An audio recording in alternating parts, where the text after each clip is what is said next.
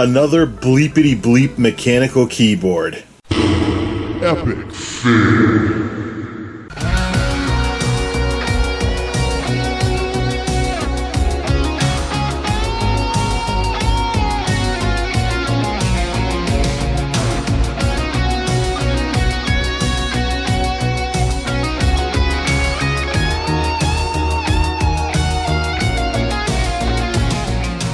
The wacky world of MultimediaJay.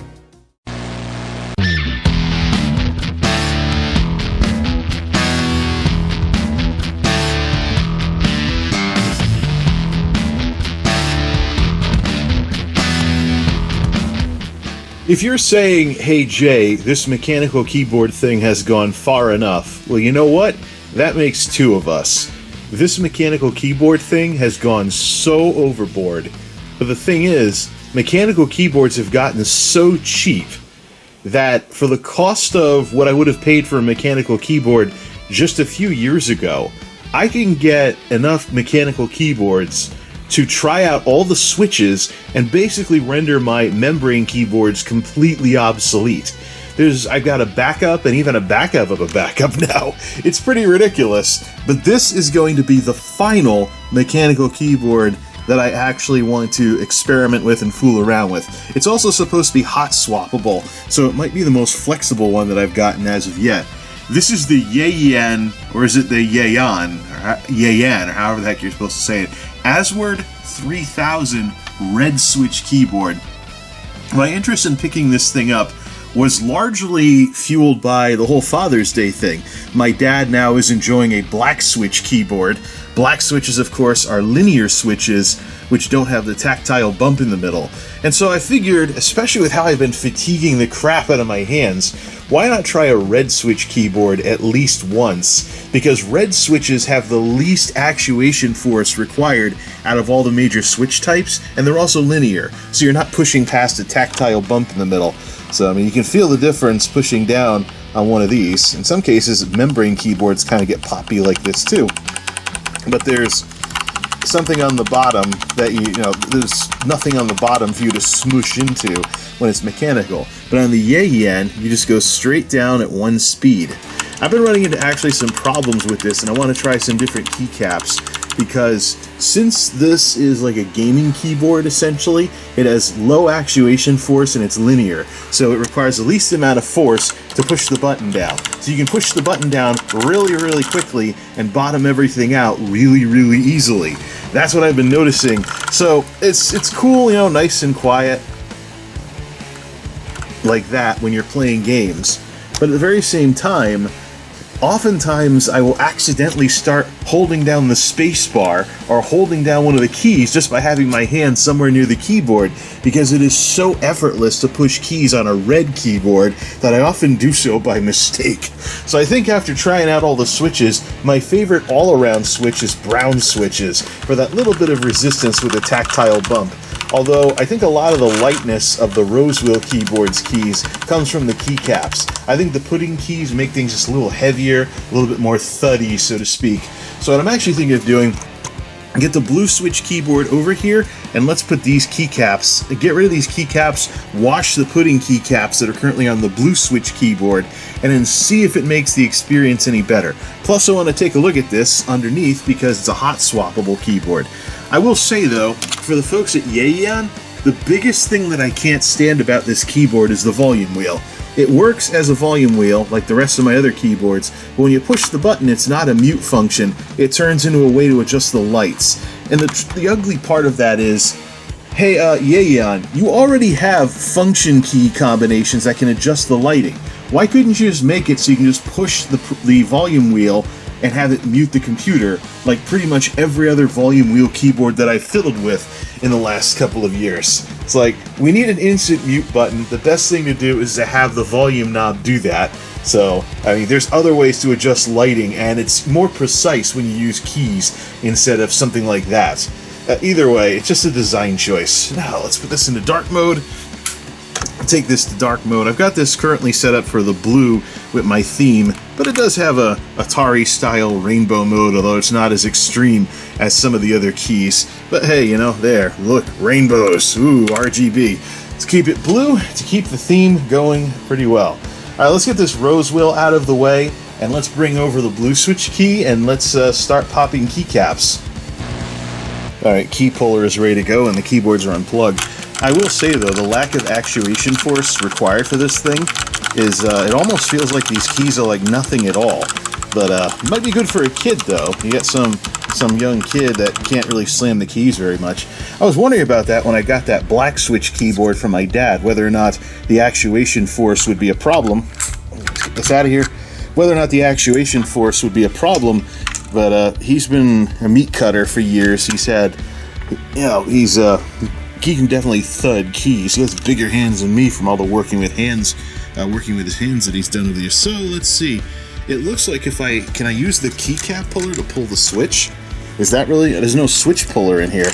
Could I use the key puller to pull a switch? No, I'd have to get a switch puller. But I can definitely see that switch would probably just pull right out. Wonder if I can get it with a pair of pliers. Yeah, this is definitely a hot swappable board. It's going to be hard to show this properly on the camera, but you can tell basically there's no PCB underneath. The switches just drop in, so I'll need a switch puller to get them out. The thing I'm trying to show here, maybe with the parallax we can show it. If you look at the LEDs that are doing the RGB lighting, you notice how there's a little bit of parallax with them versus the switch tops. Those are recessed. So whereas with the ASIO board, where it was all soldered together, the LEDs were part of the switch assembly and stuff like that. It'd be a pain in the neck to get them out of there. It looks like the RGB is recessed further than the switches themselves and deeper down the board. Maybe, yeah, if we put the camera at an angle, you can see this, like looking into like a garage with a light shining out of it. So those are definitely separate from the switches themselves. They're just shining through switches that have that little gap for RGB lighting and stuff like that. Yeah, this is, what is Otimo Reds? Something like that. Something like that. It's a red switch either way. But, yeah. So, linear, very little actuation force required, and extremely easy. So I want to try and make these keys heavier. Let's take these old puddings off of the blue switch clicky board, and let's wash them, because when I washed the membrane keys, they came out really, really well. We're going to wash them the same way, putting them inside one of these storage things, and then shake washing them with some soapy water, and then some clear water over at the sink, and then hopefully that cleans them up better than our last attempt at washing them.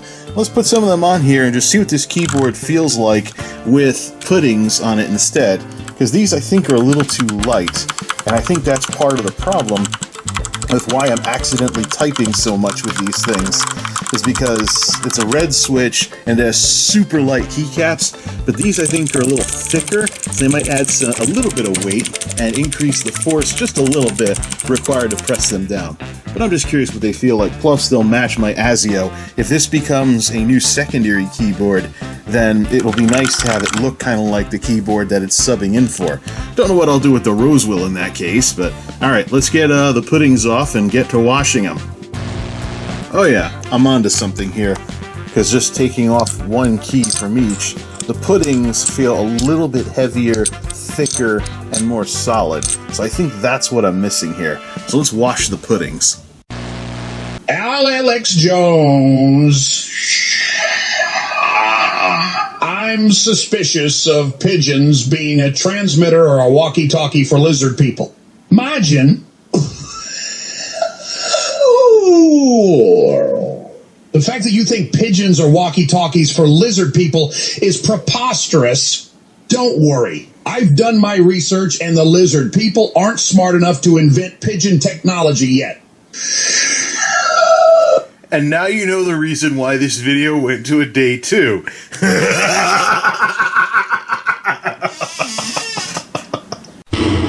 Epic fail. Alright, now what was I doing over here? Oh yeah, we're gonna wash those, right? Click, click, click, click, click, click, click. Sometimes you feel like a click, sometimes you don't. Sometimes you feel like a nut, I don't know. Turn off the, dark mode, red switch. Ooh, pretty. Alright, now let's actually do something. So I'd like there to actually be letters on these keys again. There we go. Some folks might think it's kind of weird to just immediately swap the keycaps over to another keyboard. The lighter keycaps are better off on this, plus with the flickery lights, stuff like that, I don't mind if there's less of the light making it through the keys. But this is more in line with what I expect a blue keyboard to feel like. You try it even with the other hand, and it's pretty decent like that. And then there's this. Now this feels very, very similar to the brown switch keyboard, except it's linear. So that's kind of what I was going for anyways. I'm going to take this over and do some experimenting to see what it feels like, and if this is more kind of look and feel I'm going for with the puddings and stuff like that. But there is a bit less, but there is a bit less of it being way too easy to push the buttons, but it is still very much there. So I don't know. This can end up as a backup keyboard after all. But hey, you know, these things are cheap enough that you can pretty much try everything and just use what you want when you want. It's really how commoditized mechanical keyboards have become. Let's take this over and let's play some ESO with it for a bit. Spend some time this Sunday afternoon playing some ESO with this thing, and then see what that's like. See if I'm still having the same problems that I used to have with the original keycaps, which, being mint and whatnot, are really nice on the blue switch keyboard. And in dark mode, they look like twins. Well, that was something else altogether. Needless to say, this went pretty much the way that I thought it would. I do prefer having pudding keycaps on the red switches just like they are on the brown switches. And yeah, so this worked out pretty much the way I thought it would. The pudding keycaps made things just a little bit heavier, but you can't make up for the actuation force difference between reds and browns. So they feel different. There's also the tactile bump. There's all kinds of other things too. Also, because my gaming controls are similar to the home row, I had situations where my finger drooped down just enough to hit the D key and go right when I was going forward with F, and my character would start strafing. So this is, I mean, red switches are absolutely a kid's keyboard, or someone who just, you know, types really, really lightly, or maybe has really small hands or something like that. It's just crazy that this little detail, as in the actuation force, actually makes a difference, and also the tactile bump and stuff. I never thought I would care about this stuff, as we've done, you know, whatever with keyboards over the years. Regardless, though, I mean, I have my choice of backup keyboards at this point, or maybe I can keep this one in the project area, or I don't know. Either way, it's nice that mechanical keyboards have gotten cheaper, but now that they're commoditized, where's there room for the membranes anymore, other than if you just happen to like membranes for whatever reason. So if you prefer membranes over mechanicals, have at it, but mechanicals are no longer a rich people toy. So just pick your switch, learn about the switch types, look for what features you want on your keyboard, like a volume knob or something, or what colors are available, or something along those lines, and then just go to town. It's almost like buying a keyboard nowadays is like buying a motherboard. Well, they both end in board, so there's your resemblance for you. Alright, I'm sure a lot of you folks are sick and tired of me constantly doing all this mechanical keyboard stuff, so this is where we're going to call it. This is the last keyboard I want to pick up right now. I pretty much am all set with the mechanical stuff. My favorite switch is, of course, brown switches, but whenever I get curious about blues or reds, I can swap those in. And the other switch colors out there are basically variants of your tactile switch, your linear switch, your clicky switch anyways, so all that changes is the small details. But I think I'm all set with mechanical keyboards. I might not even worry about this keyboard and whether or not it's really hot swappable like the listing on Amazon said, because every so often I'll get curious about linear keys and I'll try using them. But as for now, we'll stick with browns as my main setup and then just swap things in when I just feel like a change. What a world we live in. And plus, I've seen people's gaming setups where they have multiple keyboards hooked up at the same time, kind of like this. Ah, well, that's the way life goes sometimes. Alright, enough mechanical keyboard stuff. Till next time, this is MultimediaJay, signing off. Thanks for stopping by.